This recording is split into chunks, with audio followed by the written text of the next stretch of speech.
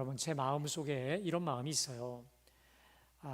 우리 아직 오늘 다른 제가 보던 어떤 때보다 여러분 성적이 좋으신데, 그러나 우리 최소한 3층 본당은 이 고난주간 특세에는 꽉 차야 되겠다. 꽉 차야 되겠다. 왜냐하면 여러분, 이게 저와 여러분들을 위해서, 여러분 우리가 지금 보혈을 상징하는 이 띠를 뒤에다가 둘렀지 않겠습니까?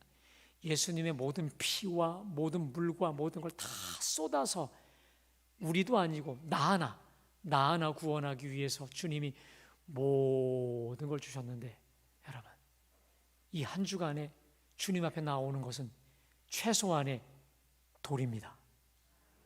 가장 최소한의 예의입니다. 이 예의조차 갖추지 못한다면요, 우리는요 정말 안 됩니다. 정말 안 됩니다. 그래서 여러분들이 우리 장로님들 중에 못 오시는 분들, 장로님들 권면하시고, 또 다른 분들은 집사, 권사 중에 권면하셔서 여러분, 내 오늘보다 앞으로 더 이 자리가 꽉 찰 수 있기를 소원합니다. 할렐루야. 아직도 한 번도 나오지 못한 분들이 있다면 오늘이라도 집에 가서 연락하세요. 속장들 연락하십시오. 권면하세요. 나오게 하세요.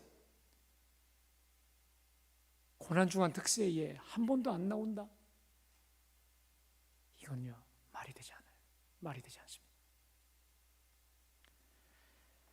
자, 우리는 금주 한 주간 동안 세상을 바꾼 한 주간이라는 주제하에 그야말로 온 세상을 바꾸신 우리 주님의 이 거룩한 한 주간에 이루어진 거룩하신 행보, 그리고 말씀을 우리가 묵상하고 있습니다. 자, 그런데 여러분, 오늘이 무슨 요일이죠? 수요일입니다. 근데 이 수요일은요 별명이 있어요. 영어로 Silent Wednesday라고 되어 있습니다. 왜냐하면 침묵의 수요일이라고 되어 있어서 수요일 날은 우리 예수님이 행적이 없습니다. 그래서 Silent, 침묵의 수요일이라고 되어 있습니다. 그러니까 아마도 이런 것 같아요.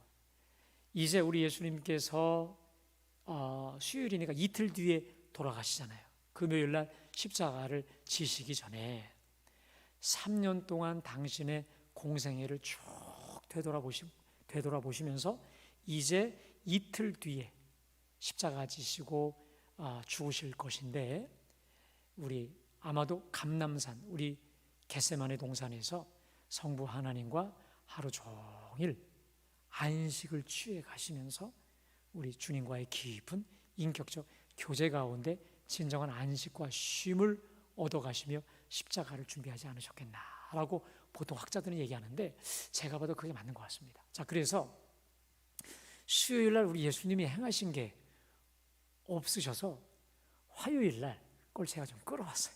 좀 끌어와가지고 우리 예수님께서 말씀하셨던 이 비유를 가지고 오늘 여러분에게 말씀드리려고 합니다. 원래는 이게 화요일 날 우리 주님 말씀하신 건데, 이게 일명 사악한 포도원 농부 비유인데, 저는요 이 비유가 특별히 이 세상을 바꾼 한 주간, 이 고난 주간에 아주 시적절한 주제에 꼭 맞는 말씀이어서 오늘 말씀을 드리게 되었는데, 여러분 이 비유가 좀 탁월한 게 있습니다. 특별한 이유는 이 비유 속에 우리 하나님의 구속사가, 신구약을 꿰뚫는 하나님의 구속사를 담지하고 있습니다. 다시 말하면 예수님을 기준으로 해서 구약 역사를 구속사적 관점에서 쭉 말씀하십니다.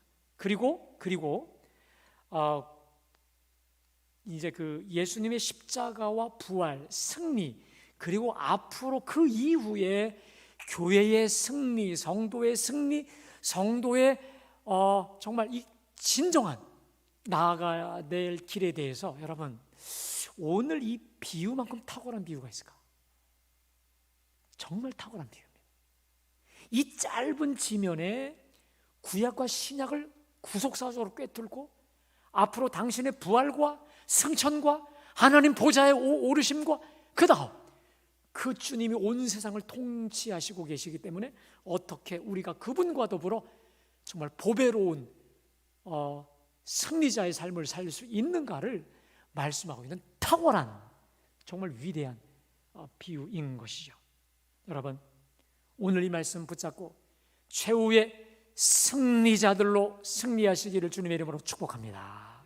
자, 그럼 여러분, 이 비유는 이런 내용이에요. 어느 주인이 있는데 이 사람이 포도원을 만듭니다. 그런데 이 포도원에 얼마나 공을 들였는지 울타리를 만들어요. 그 안에 포도즙을 짜는 틀도 만들었어요. 그리고 망을 보는 큰 그 망대도 만들었습니다. 그래서 도둑이나 강도의 침입을 막고자 했습니다. 자, 이렇게 포도 농사를 완벽하게 지을 수 있는 모든 채비를 다 마치고 난 다음에 세를 주고 저 먼 국으로 떠났습니다. 자, 그리고 드디어 포도 열매를 거둘 시기가 되자 주인이 소장료를 받기 위해서 자기 종들을 보냈는데 문제가 생깁니다. 거기 35절에 보니까 농부들이 종들을 잡아 하나는 심히 때리고 하나는 죽이고 하나는 돌로 쳤거늘. 그러니까 몇 명을 보냈어요? 3명을 보냈습니다. 자, 3명을 보내서 당연히 이제 포도가 익었으니까 이거 열매를 따게 한 거잖아요. 자, 그런데 그 중에 한 사람은 죽였어요. 그 다음에 하나는 심히 때리고 하나는 죽이고 하나는 돌로 쳤다라고 하는 것이죠. 말도 안 되는 짓이죠. 자, 그런데 더 말도 안 되는 주인의 처사가 뭐냐? 또다시 종들을 아마 이 2배, 3배로 보냈던 것 같습니다. 그랬더니 제가 볼 때는 한 6명을 보냈는데 그러면 뭐냐면 둘은 죽이고 둘은 때리고 둘은 또 돌로 치고 이렇게 더 말도 안 되는 강도가 점점 이 악행이 더 심해진 것이죠. 자, 이건 도저히 있을 수 없는 일이죠. 아주 보란듯이 악행을 저지르고 있는 것이죠. 자, 근데 더 놀라운 것은 이들의 악행에 대해 주인은 어떤 조치를 취하냐면 보복이 아니라 여러분 30절에 후에 자기 아들을 보내며 이르되 그들이 내 아들은 존대하리라. 참 이상하죠. 참 이상한 주인입니다. 자기 아들을 보내면 내 아들은 존대하리라.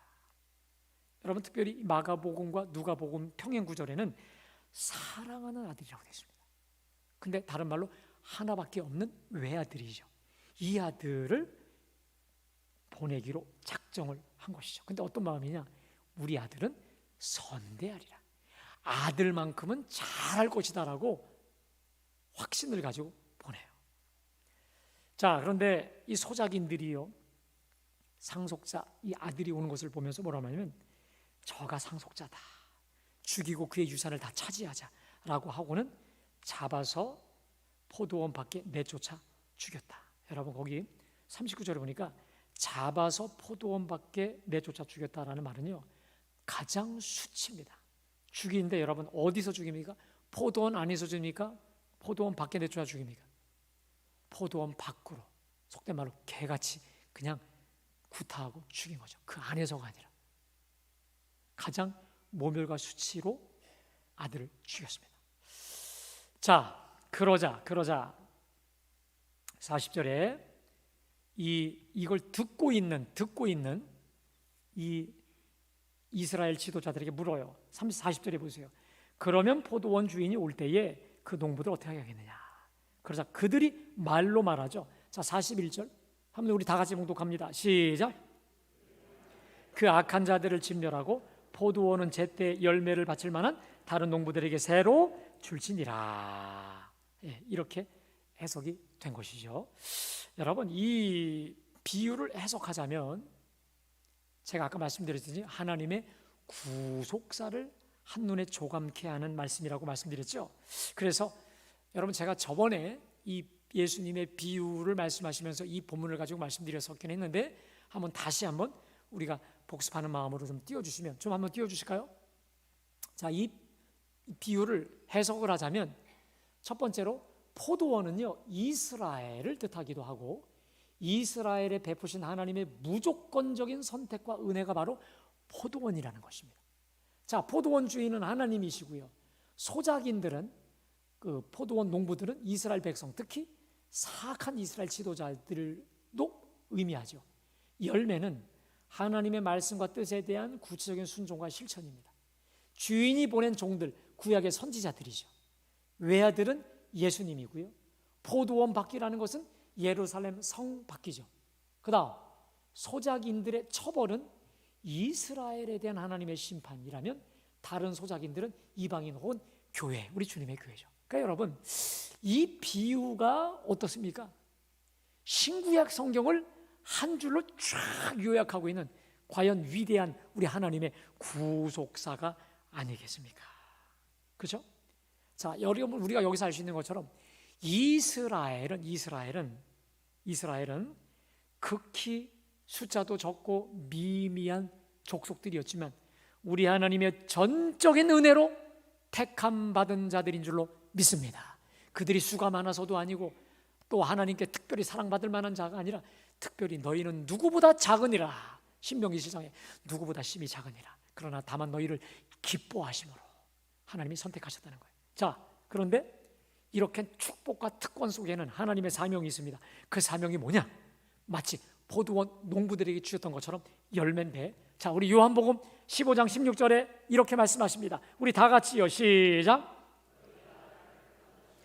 내가 너희를 택하여 세웠나니 이는 너희로 가서 열매를 맺게 하고 또 너희 열매가 항상 있게 하여 내 이름으로 아버지께 무엇을 구하든지 다 받게 하려 함이라. 아멘. 그렇습니다. 여러분, 하나님께서 이스라엘을 모든 민족 위에 뛰어난 민족으로 세우신 것은 이스라엘을 통해 모든 민족을 구원하도록, 그리고 하나님께서 거룩한 제사장으로 세우셔서, 여러분, 제사장이 뭐예요? 저 같은 사람이 하는 일이 뭡니까?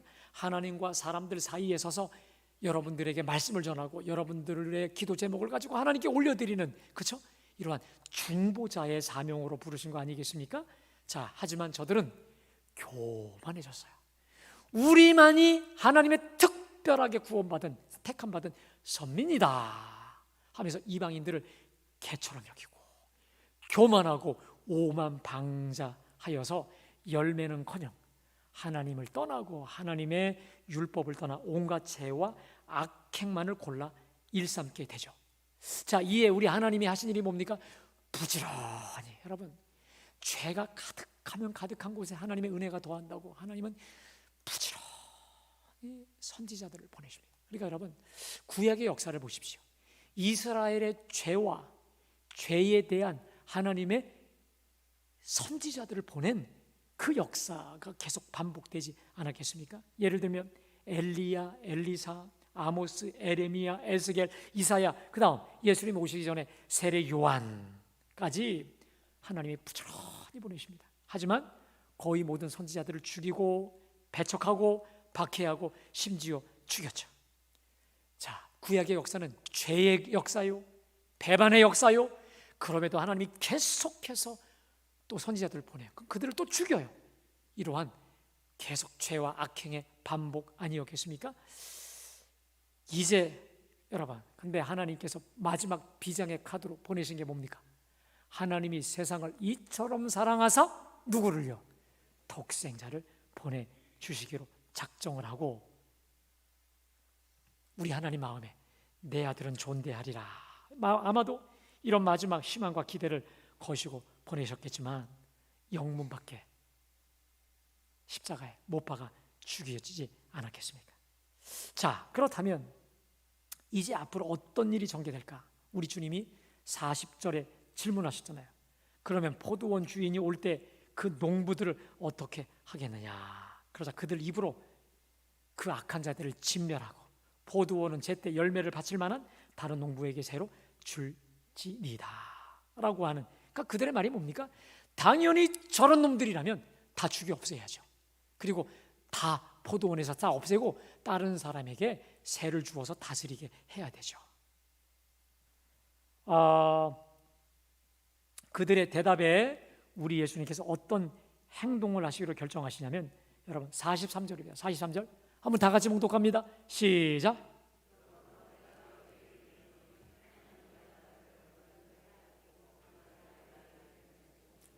자, 결국 우리 주님이 이것을 누구 들으라고 한 얘기입니까?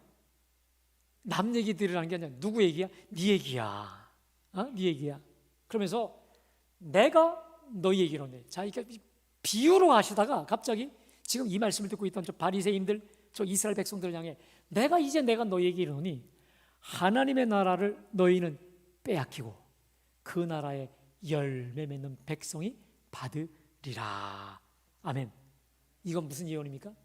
이제 너희가 선민 이스라엘이라고 하는 특권 다 상실하고 그 하나님의 나라 열매 있는 백성이 얻으리라. 누굽니까? 교회입니다. 교회. 오늘 예배하는 저와 여러분, 다시 말해 예수 그리스도의 피값으로 사신 바 된 교회를 통해 우리 하나님께서 진정한 포도원, 진정한 열매, 진정한 구원의 열매, 그리고 진정한 중보자의 열매, 축복의 열매를 오늘 예배하는 저와 여러분들을 통해 온전히 새롭게 이루시리라. 할렐루야. 그래서 진정한 이 모든 특권과 축복과 사명이 이제 유대인에게서 누구에게로? 우리 이방인이었던 우리를 통해 우리 교회, 하나님의 교회로 넘어오게 된 것이고 기독교 2000년의 역사가 비로소 시작이 된 것이죠. 자, 그런데 여러분 거기 특별히 그 사이에 어떤 말씀하시냐면 우리 42절 말씀 한번 좀 띄워주실까요? 42절 다 같이 봉독합니다. 시작.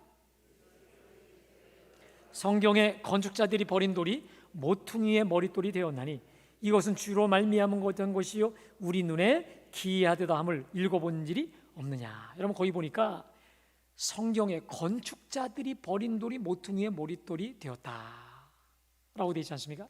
원래 이 말이요 속담인데 이 속담은 건축에서 나온 속담인데 전혀 쓸모없게 여겨졌던 돌이 지극히 유용한 자리에 놓여지게 되었다. 여러분 이거 누구 말씀하시는 겁니까? 예수님이죠. 너희들이 개처럼 버리고 영문 밖에 정말 처참하게 던져 없애버렸던, 쉽게 말해 건축자들의 버린 돌이 모퉁이의 머릿돌이 되었다. 뭡니까? 교회의 머리가 되었고, 여러분 우리 교회의 머리는 주 예수 그리스도이신 줄로 믿습니다. 예수님이 우리 교회의 머리, 모퉁이돌, 중심돌이 되어서 이렇게 놀라운 하나님의 역사로 되었다라고 하는 거 아니겠습니까? 근데 이 모퉁이돌이 얼마나 위대한 돌이냐? 거기 44절 한번 좀 띄워주시고요. 44절 한번 다 같이 봉독합니다. 이 돌 위에 떨어지는 자는 깨지겠고 이 돌이 사람 위에 떨어지면 그를 가루로 만들어 흩으리라 하시니. 자, 이 돌은 누구죠? 주 예수님이죠. 죽음 권세, 사망 권세 이기시고 부활하신 우리 예수님, 그보다 더 강력할 수 없는 그 돌. 여러분 특별히 우리 성부 하나님께서, 여러분 우리 예수님은 부활하사 승천하시고 지금은 여러분 누구 옆에 계십니까? 성부 하나님 옆에 계셔서 하늘과 땅의 모든 권세를 친히 다 받으셨고 주와 그리스도가 되어서 이 온 세상을 친히 다스리시는 가장 위대하신 주님이 되신 줄로 믿습니다. 그래서 이 주님께 대항하는 자는 뭐 한다는 거예요? 다 깨지고 다 가루로 박살이 나고 흩어지고 다 죽고 멸한다는 것이죠. 여러분 그래서 아까 우리 장로님이 기도하셨지만 주님의 교회를 대적합니다. 망합니다. 어느 날 흔적도 없이 사라질 수밖에 없어요. 왜? 교회의 머리가 누구이기 때문에 주 예수 그리스도이시기 때문에. 할렐루야. 음부의 권세가 주님의 교회를 감히 해하지 못하는 줄로 믿습니다. 여러분 오늘 집에 가셔서 베드로 전서 2장을 읽어보세요. 사도 베드로가 오늘 예수님의 이 말씀의 은혜를 받아서 예수님을 뭐라고 말씀하시냐면 따라합시다. 보배로운 산돌, 보배로운 산돌이신 예수님께 나아가서 너희도 보배로운 산돌로 지어지라 라고 얘기하시면서 뭐라 하냐면 그 보배로운 산돌 예수님께 붙으면 절대로 수치당하지 않고 너희도 역시 보배로운 최고의 보배가 되리라. 할렐루야.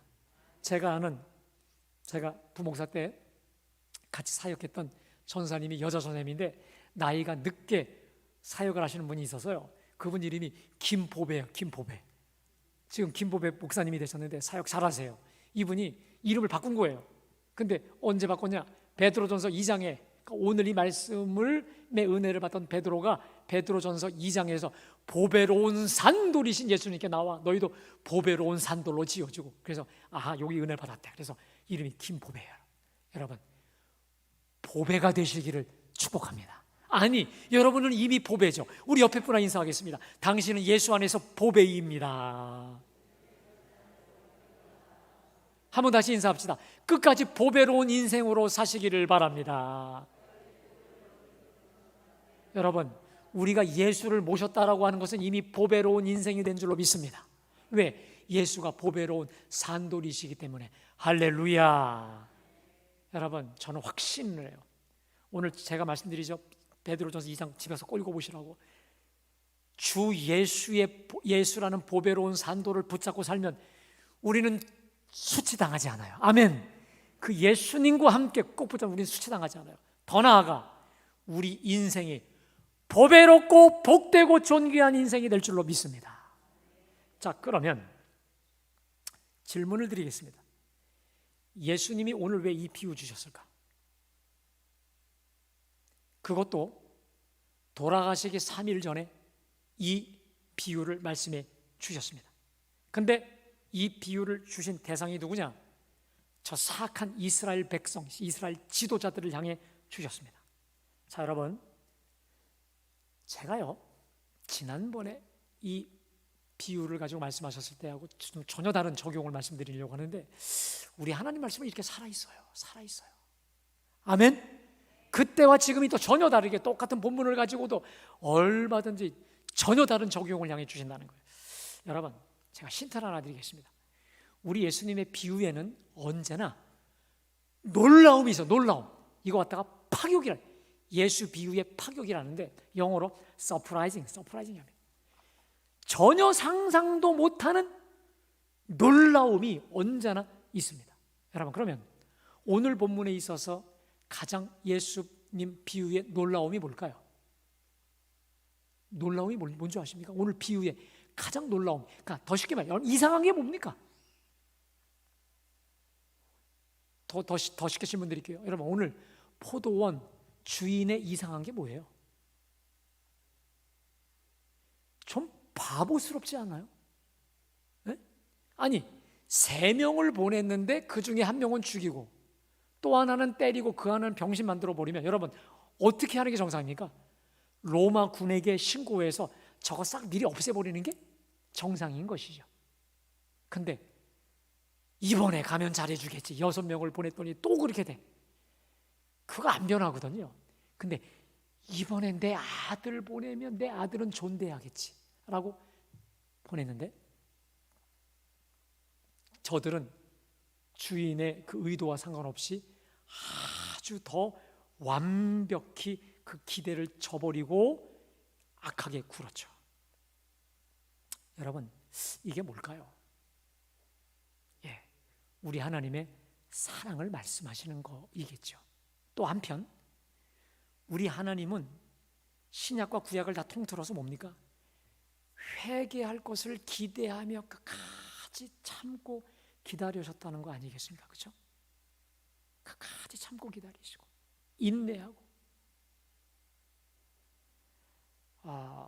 그래서 구약 성경에서도 보면 우리 주님이 끝까지 참고 기다리며 선지자들을 통해서 회개의 기회를 촉구하셨잖아요. 근데 결국 그들이 돌이키지 않았죠. 또 신약 성경으로 넘어옵니다. 우리 주님이 하나님이 세상을 이처럼 사랑하사 독생자를 주셨어요. 그래서 그를 보내면 다 믿겠지. 근데 역시 십자가를 거부하고 못 박아 죽인 유대인들 아니었겠습니까?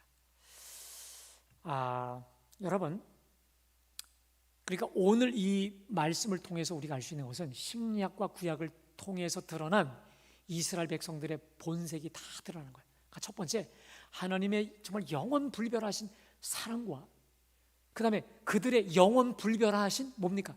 불별하지 않아, 영원 불별한 죄악, 배신, 거절, 무시, 이걸 우리는 계속 볼 수가 있다라고 하는 것이죠.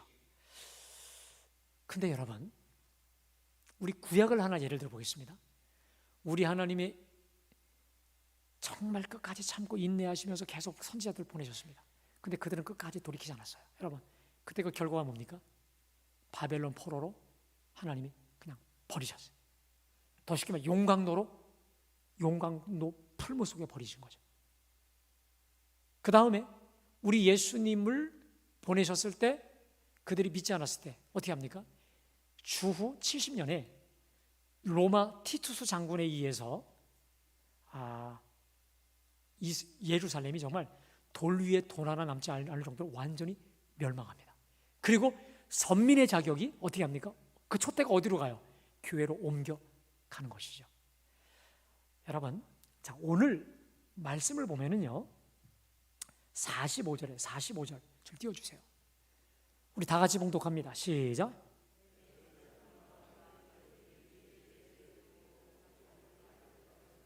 자, 됐습니다. 대제사장과 바리새인들이 예수의 비유를 듣고 가만히 보니까 이건 누구를 향한 말씀이었어요? 자기들을 향한 말씀이었어요. 자기들을 하나님 예수님께서 겨냥해서 질책과 또 강력한 이 메시지를 통해서 여러분 결국은 뭐 하기 위한 겁니까? 이제라도 회개하게 하신 거죠. 자, 그런데 그들이 어떻게 합니까? 46절 다 같이 시작. 됐습니다. 자, 자기들을 가리켜 말씀하신 걸 알았어요. 여러분, 그러면 이 말씀 앞에서 뜨끔함을 갖고 어떻게 되는 거예요? 회개하고 돌이켜야 되는 것이죠. 근데 도리어 어떻게 합니까? 잡고자 했다는 말은 더 마음이 강팍해져서 예수님을 죽이기로 결단하고 돌이킬 수 없는 길로 걸어가게 된 것이죠. 여러분, 여러분들이 알고 있는 하나님은 어떤 하나님이십니까? 사랑의 하나님이십니다. 자비의 하나님, 은총무한하신 하나님이시죠.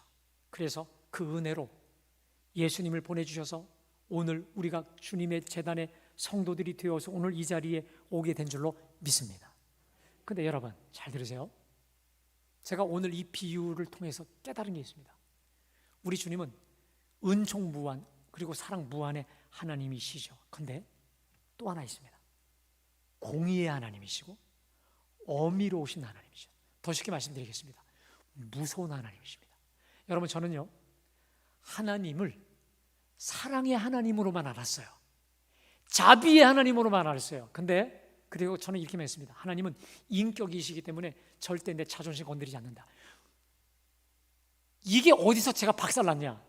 제가 군대 가서 완전히 속된 말 개박살이 나버렸어요. 군대 가서 주님이 저에게 계속해서 말씀하시고 깨닫게 하시고 돌이키게 하셨지만 제가 그렇게 순종 안 했을 때 뭐냐면 제가 군에 있을 때 제가 모셨던 목사님이 계셨는데 이 목사님이 저한테 여러 가지 말씀하셨는데 그때는 어리기도 했겠지만 그냥 귓등으로 들었던 것 같아요. 듣고 흘려보내는 시간들이 너무 많았어요. 근데 그분 말 그대로 되어서 아마 제 인생에서 가장 수치스러운 모멸도 당해보고 가장 최밑바닥에도 내려가보고 이게 소위 바벨론 포로로 끌려가는 게 이거구나, 이것도 제가 경험해보고 거기서 가장 저 밑에 경험도 군대에서 제가 해보게 되었습니다. 제가 그때 깨달은 게 뭐냐면 하나님은 사랑의 하나님이시지만 공의의 하나님이시다. 아멘. 하나님은 사랑의 하나님이시지만 내 자존심 그냥 다 뭉개뜨려서라도 나를 만드시는 분입니다. 더 쉽게 말씀드립니다. 사랑의 하나님이시지만 공의의 하나님이 아니라 사랑의 하나님이시기 때문에 때로는 나를 다 뭉개뜨려서라도 하나님은 나를 새롭게 빚어주시기도 한다라는 것입니다. 아멘. 여러분 만일 생각해 보세요. 구약에 저 이스라엘 백성들이 주님이 부지런히 선지자들을 보냈을 때 회개하고 돌이켰다면 바벨론 70년 포로로 끌려가지 않았을 것입니다. 근데 계속 불순종하고 계속 말씀을 어기고 계속 배반했을 때 주님은 최후 통첩이 뭡니까? 바벨론 70년 고난의 용광로불에 던져버려서 저들을 다 녹이고 연다. 완전히 다 물로 그냥 다 몇천 도의 이 샘물을 녹이듯이 녹이셨잖아요. 고난, 돌이킬 수 없는 고난의 용광로죠. 근데 그 방법을 통해서 살리기도 하셨던 거예요. 이스라엘 백성들이 주 예수님이 분명히 하나님의 자녀, 하나님의 아들이요 주님 보내신 자임에도 십자가에 못 박아 죽이고 죄악과 배반의 길을 갔을 때 AD 70년 티투스 장군에 의해서 여러분 정말 돌 하나 돌 위에 돈 하나 남지 않고 완벽히 예루살렘이 다 멸망으로 가버린 거 아니었겠습니까? 여러분, 하나님은요 오늘도 우리에게 말씀해 주십니다. 주의 종의 설교의 선포를 통해서도 말씀하시고, 성도들 간에 아끼는 마음으로 조언과 따끔한 채찍의 말도 주시고, 또 나와 가까이 있는 아내와 남편을 통해서 하나님이 말씀을 해주시기도 합니다. 여러분 그때 어떻게 들으십니까? 가볍게 듣지 마십시오. 저 바리새인들처럼 저거 나 들으려고 한 거야 이러면서 여러분 오히려 예수님을 잡아 죽이려고 한다면 우리 하나님의 심판은 돌이킬 수 없게 갈 수도 있다라는 것이죠. 오히려 저 메시지가 나를 향한 것이다 싶을 때 바리새인들처럼 잡고자 마음을 더 강박하는 게 아니라 나를 보고 나를 성찰하고 나를 더 하나님께 가까이 나올 때 우리 하나님은 그 죄에서 벗어나게 하시고 우리를 새로운 의의 길, 생명의 길로 인도하시지만, 오히려 마음을 더 강박하게 하게 된다면 주님이 저와 여러분을 사랑하시는 한 그냥 두시지 않습니다. 반드시 어떤 식을 통해서라도, 징계와 매와 채찍을 통해서라도 여러분 우리를 돌이키게 하시고 회개케 하시고 우리를 살리시는 방법을 갖게 가신다는 거예요. 여러분, 그래서 히브리서 4장 7절 8절 좀 띄워주세요. 우리 함께 다 같이 봉독합니다. 시작.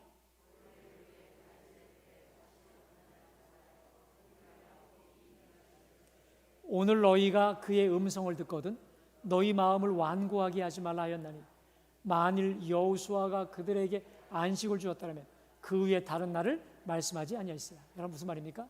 거기 보세요. 7절에 오늘 너희가 그의 음성을 듣거든 그의 마음을 완고하게 하지 마라. 아멘. 여러분, 오늘 이 예수님의 비유를요, 예수님 돌아가시기 3일 전에 저 사악한 바리새인들, 예루살렘의 지도자들을 향해 주시는 말씀으로 보니까요, 이 비유의 삶의 자리가 명확합니다. 지금이라도 돌이키라는 것이죠. 아멘. 지금이라도 회개하고, 이제라도 회개하고, 이제라도 돌이키고 나를 믿고 내 앞으로 나오라라고 하는 것이 우리 주님의 비유의 삶의 자리였더라고요. 그러니까 이 비유를 그냥 일반적이고 보편적으로 제가 봤다면 다른 적용이 됐을 거예요. 근데 여러분, 예수님 십자가 지시기 3일 전에 주셨던 말씀으로 보니까, 이야, 이 비유의 의미가 이제라도 돌이키라 말씀이었어요. 근데 그들은 자기들을 겨냥한 말씀으로 알고 더 마음을 강박하게 여기고 결국 예수님을 못 박아 죽이죠. 회개의 기회를 놓친 것입니다. 여러분, 우리 주님은 은총무한의 하나님이십니다. 아멘. 사랑무한의 하나님이세요. 자비무한의 하나님이세요. 그러나 우리가 죄길, 악한 길, 주님 기뻐하시지 않는 길로 갈 때 주님은 그냥 두시지 않습니다. 회개의 메시지, 회개의 사인, 이걸 계속 주십니다. 근데 여러분, 제가 볼펜을 하나 갖고 왔어요. 이 볼펜을 보십시오. 이 볼펜이, 이걸 제가 좀 구부려요. 구부리고 계속 구부리죠? 근데 더 이상 그 선을 넘어가면요, 부러집니다. 따라 합시다. 회개에도 기회가 있다. 기회가 있다는 거예요. 그 기회를 놓치면 우리 하나님의 이 채찍과 심판은요, 돌이키기가 쉽지 않아요. 믿으세요? 오늘 우리 주님이 주신 이 말씀의 삶의 자리가 바로 그 자리입니다. 지금이라도 돌이키라는 거예요. 지금이라도 회개하고 자복하며 나를 믿고, 나를 구주로 믿고 인정한다면 얼마든지 구원의 길, 생명의 길을 될 수 있어요. 근데 그들은 끝까지 완고하게 교만하게 갔다가 결국은 넘어가죠. 모든 사명도 넘어가고 모든 좋은 곳이 다 교회로 넘어가게 된 것을 보면서, 여러분, 근자에 여러분들에게 계속해서 하나님이 주시는 회개의 메시지가 무엇입니까? 강단에서 혹은 나와 가까이 만나는 사람들, 제가 말씀 준비하면서 이런 생각했어요. 저를 누구보다 가장 잘 알아서 어쩔 때 쓴소리가 가장 잘하는 사람이 우리 마누라 집사람이에요. 요즘에 우리 마누라 나한테 무슨 얘기 많이 하나 적어봤어요. 했더니 나와요. 아이고야, 내가 너무 무시하고 살았구나. 내가 너무 이걸 가볍게 살았구나. 사랑하는 여러분, 특별히 우리 부부로 계시는 분들은요, 부부기 때문에 서로 잘 보이거든요. 그래서 누군가가 질책을 할 때 가볍게 넘기셨다면 다시 정리해 보세요. 또 속회 안에서, 교인들 안에 나를 잘 아는 사람이 나에게 무언가 나를 아껴서 질책의 말을 했을 때 다시 되돌이키세요. 다시 생각해 보세요. 그 말씀 속에 하나님의 메시지가 있습니다. 할렐루야. 이제라도 회개하고 올바로 간다면 우리 하나님의 축복과 은혜는 끊이지 않을 것입니다. 그러나 계속 마음을 완고하게 우리가 갈 때 여러분의 삶은 가시밭길일 수밖에 없다는 거예요. 오늘 이 주신 말씀 여러분들이 잘 기억하고, 자기를 향해 주신 말씀이었는데 오히려 교만하고 완고해서 예수님을 잡고자 죽이려고 하고 결국 십자가에 죽였던, 그게 바로 내가 아닌지, 저 바리새인이 내가 아닌지를 되돌아보시고 한번 생각해 보세요. 하나님, 내가 하나님 앞에 합당하지 못한 게 무엇입니까? 말씀을 통해 혹은 상대방의 권면을 통해 계속해서 찔렸던 말이었지만 주셨던 게 뭔지를 생각해 보시고 자복하고 회개하며 온전히 하나님께 바로 설 수 있는 우리 모두가 되시길 주님의 이름으로 축복합니다. 여러분, 오늘 주신 말씀 기억하시면서 우리 찬송가 279장 우리 함께 찬양합시다.